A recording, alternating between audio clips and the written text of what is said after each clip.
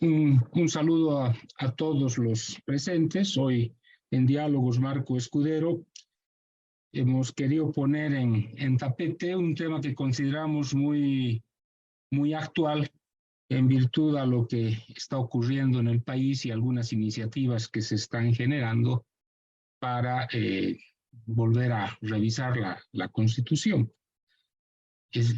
Por la coyuntura política, el Cabildo en Santa Cruz, toda la movida tan activa en el país en este momento, las preguntas que nos hacemos es, ¿vamos hacia un nuevo momento constituyente como una salida a la crisis política? ¿Qué recogemos de nuestra última experiencia en la Asamblea Constituyente que hemos tenido hace varios años atrás? ¿Debemos modificar la Constitución o debemos empezarla a aplicar en su plenitud? Porque hay varias cosas que están todavía en el aire. Pues son varias interrogantes que hemos recogido y creo que el día de hoy nos van a ayudar a encontrar respuesta con la participación de Carmen Beatriz Ruiz de Soruco, quien ha desempeñado funciones importantes en la Defensoría del Pueblo en su momento y ha acompañado el anterior proceso constituyente. Ahora queremos oírla a Carmen Beatriz Ruiz, que nos dé su perspectiva a lo planteado hasta el momento. Yo realmente no estoy segura que estemos entrando a un momento constituyente, tal como lo entiendo a través de la experiencia a la que se ha aludido, que culminó con la aprobación de la nueva Constitución el 2009. Y voy a tratar de decir por qué. En primer lugar, porque pese a un acuerdo aparente general sobre la necesidad de evaluar y revisar críticamente lo que podríamos ver como ya casi 2 décadas de gobierno masista, de esas 2 décadas, 15 años corresponden al levismo. Hay, por un lado, demasiada polarización social, política, y por otro lado, una enorme fragmentación de las fuerzas políticas. Esto dificultaría e incluso ahondaría aún más las diferencias y divisiones, dificultando también la aceptación de posibles ideas propositivas para una nueva constitución, o al menos para mejorar la actual. Como estamos viendo en el proceso del censo 2023, prima el forcejeo del todo o nada. Entonces, una situación de enorme confrontación, de polarización, de fragmentación, difícilmente podría encauzarse hacia un proceso constituyente.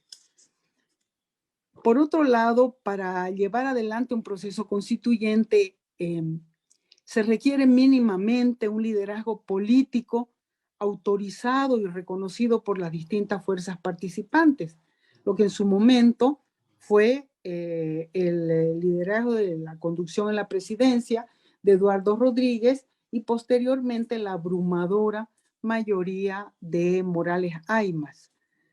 En este momento, al MAS en función de gobierno no le interesa abrir la Constitución. El MAS evista está en plan de confrontación con moros y cristianos, y el MAS partido es escenario de una pelea interna de cuya violencia y deterioro ya estamos viendo suficientes muestras, mientras que la oposición está débil, es débil y dividida. Entonces yo no veo un liderazgo político institucional o partidario que podría conducir un posible proceso constituyente. Esa es mi reacción de entrada, y para ayudarnos en la reflexión quisiera recurrir a una revisita a mi experiencia personal durante el momento constituyente de los años 2004 a 2009. En primer lugar, son varios temas, ¿no? En primer lugar, son importantes los antecedentes previos a ese periodo con las consignas públicas de demanda de asamblea constituyente, por parte de organizaciones campesinas indígenas, bajo una bandera muy potente y muy notoria de demanda de inclusión, particularmente lideradas por la CIDOB, que incluso llegó a presentar una propuesta de constitución en el año 2006, en cuyo corazón late una línea transversal de derechos indígenas, algunos de los cuales han quedado en la letra de la Constitución y están siendo bombardeados permanentemente por las 2 décadas de gobierno masista, ¿no? Por otro lado, es también un referente importante la descomposición, la crisis y el violento desenlace del gobierno Sánchez de Lozada en octubre del 2003. Creo que Eduardo ha hecho una mención a la situación actual como una referencia a este momento de explosión, de crisis institucional que podría facilitar el debate constituyente. Yo creo que la solución por el desastre no es un buen camino para discutir la Constitución, por lo menos no la Constitución en su conjunto. Presidente Rodríguez, en noviembre de 2005, y este es un antecedente que también creo interesante, convocó a un grupo de personas para un Consejo Nacional que se llamó precisamente Consejo Nacional Preconstituyente y Preautonómico. Ese consejo llegó a reunirse en al menos 2 oportunidades y planteó algunas líneas a seguir para hacer viable el proceso, pero el mismo consejo también, pese a su buena intención, fue oportunamente dinamitado por la presión de la política en las calles, ¿no? Y la presión de que si hubiera algún espacio constituyente, este tendría que ser lo suficientemente inclusivo y representativo como para tener credibilidad frente a la ciudadanía.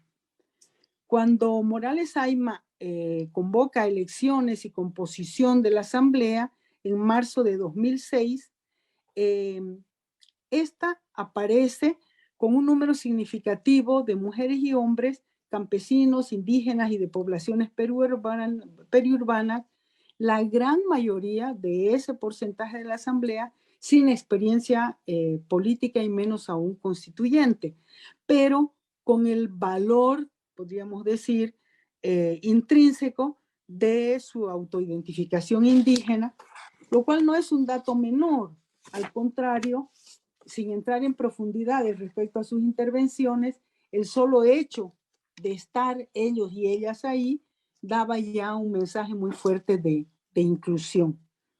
El inicio fue, como todos seguramente recordamos, altamente conflictivo.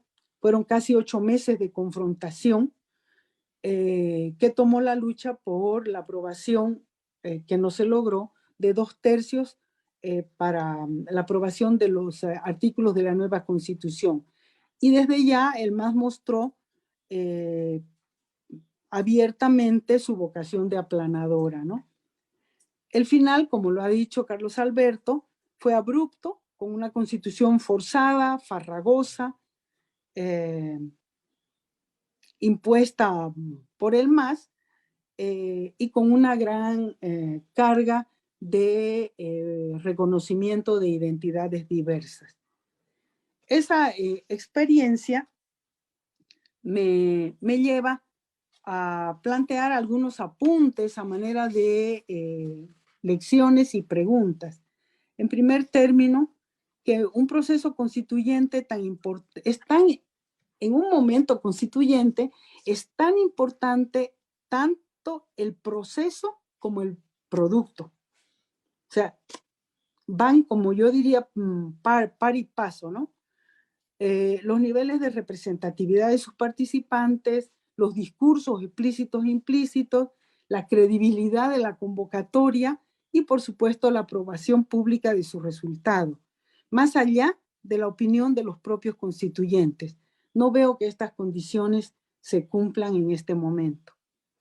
Por otro lado, en esta nuestra cultura de fetichismo jurídico que nos lleva a plantear debates y confrontaciones en torno a leyes, decretos que una vez oleados y sacramentados pasan al archivo del nunca jamás, se cumplen poco o no se cumplen o terminan despedazadas y transformadas en modelo Frankenstein. Esa convicción que tengo de que estamos inmersos en una cultura de fetichismo jurídico me hace dudar de que el camino hacia un nuevo proceso constituyente sea un camino para intentar resolver la situación catastrófica que se ha mencionado varias veces, ¿no? Si bien es cierto que es esa misma cultura la que nos exige tener un resultado como producto tangible del diálogo político, vuelvo otra vez a nuestro diagnóstico catastrófico sobre la situación actual que me hace dudar que sea terriblemente difícil acordar una nueva constitución. Por tanto, creo que la caja constitucional podría abrirse de a poco en el camino que creo que está marcando o intentando al menos la Comisión de Juristas Independientes.